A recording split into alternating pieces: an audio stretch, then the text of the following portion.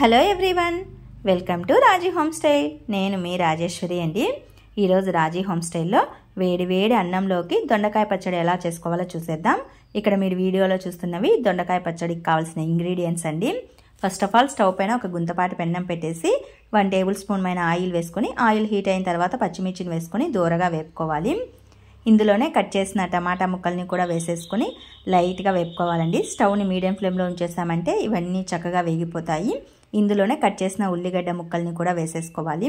5 to 10 minutes కల్లా ఇవి చక్కగా వేగిపోతాయి. స్టవ్ను మీడియం ఫ్లేమ్లో ఉంచండి. ఇవి దోరగా లైట్గా మంచిగా వేగుతాయి అన్నమాట. ఇవి ఎంత చక్కగా వేగితే పచ్చడి అనేది అంత రుచిగా ఉంటుందండి. ఇవి ఇలా బాగా వేగిన తర్వాత వీటిని సైడ్ ఆఫ్ ప్లేట్లోకి తీసుకొని ఇంకొక పెన్నం పెట్టేసుకొని ఇందులో 1 కప్పు మైన పల్లీలను వేసుకొని లైట్గా ఆయిల్ని స్ప్రెడ్ చేసేసుకొని ఈ పల్లీలను కూడా దోరగా వేపుకోవాలి. ఇవి కూడా వేగిన తర్వాత ఒక ప్లేట్లోకి తీసేసుకోండి. ఇంకొక గుంతపాటి పెన్నం పెట్టేసుకొని ఇందులో కట్ చేసిన దొండకాయ ముక్కల్ని కొద్దిగా ఆయిల్ని స్ప్రెడ్ చేస్తూ దొండకాయ ముక్కల్ని లైట్గా వేపుకోవాలండి. చక్కగా కదుపుకుంటూ వేపుకోవాలి.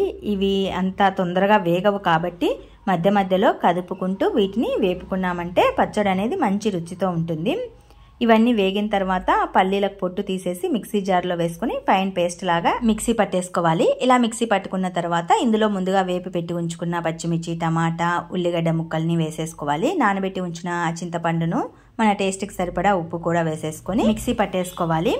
ఇవి మెదిగిన తర్వాత ఇందులోనే వేపి ఉంచుకున్న దొండకాయ ముక్కల్ని వేసేసుకొని ఆపి మిక్సీ పట్టుకోవాలండి. పల్స్ ఇస్తూ ఆపుతూ మిక్సీ పట్టుకున్నామంటే పచ్చడి అనేది పూర్తిగా నలగకుండా కచ్చాపచ్చాగా ఉంటుంది. రైస్లోకి అయితే సూపర్గా ఉంటుందండి.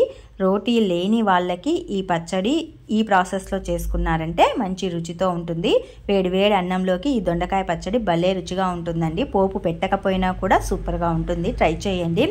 మరి మీకు నేను చేసిన ఈ దొండకాయ పచ్చడి రెసిపీ ప్రిపరేషన్ వీడియో నచ్చింది అనుకుంటాను. నచ్చితే కనుక ట్రై చేసి మీకు ఎలా వచ్చిందో కామెంట్ సెక్షన్లో తెలియచేయండి. More of videos do subscribe my channel. Thank you.